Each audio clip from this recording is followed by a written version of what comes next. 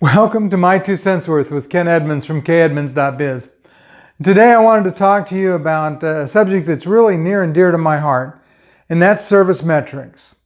One of the things in my experience working with service managers and serving as a service manager, owning a dealership over the last 30 years is that too much attention is focused on metrics that don't really matter. And we'll talk about one in particular today. That's calls per day. And it seems like that's a metric that everybody thinks is so important. We've got to get this calls per day. What I'm here to tell you, and I'm going to demonstrate to you, is that calls per day has no real meaning in your service department. It's not a metric that you need to think about, worry about, or try to achieve. And in fact, it could be one of the more dangerous metrics in existence. But to prove that calls per day are not important, we're going to think about a dealership and they have two technicians. Each technician has exactly the same number of machines, same number of clients, generates the same number of copies, the same amount of revenue. Now, one technician, he does 5 calls per day.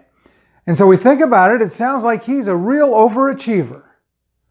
The other technician, he's only doing 2 calls a day. He plays golf all afternoon. Now, the challenge comes up, you have to fire somebody. You're overstaffed, you got to cut a body. So who do you cut? A lot of people say, well, I'm going to get rid of that guy doing 2 calls a day.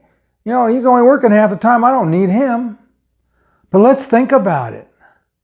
What happens if we fire the guy that's doing 2 calls a day? So we have this guy, he's doing 2 calls a day, we fire him. And now we give his territory to the guy that's already doing 5 calls a day. Is he going to be able to do 10 calls a day? Not on your life. Is he going to be able to accept and manage that other territory? No. You've got a real problem. Now you're going to have to hire somebody else to fill that slot because the guy that's doing 5 calls couldn't pick up that territory. So let's look at it the other way. What happens if we fire the guy doing 5 calls a day and we give him to his territory the guy doing 2 calls a day? Well, after a little bit of while, this guy's probably going to settle out about 4 calls a day.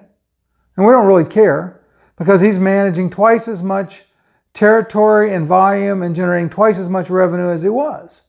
So I don't really care about how many calls per day he does. What I care about is how profitable is his territory. Now let's look at another factor associated with it. Which one of these techs has got the happiest customers? Guy doing 2 calls a day? Because he's not in his customer's office all the time. Guy doing 5 calls a day, he's in his customer's office all the time. He probably has a desk and maybe even has a parking spot at every client. Customers don't want to see your technicians. If they could go months without seeing your technician and their machine ran, in fact, if their machine ran to PM, they'd be tickled to death. So calls per day is actually detrimental to achieving customer satisfaction and dealership profitability.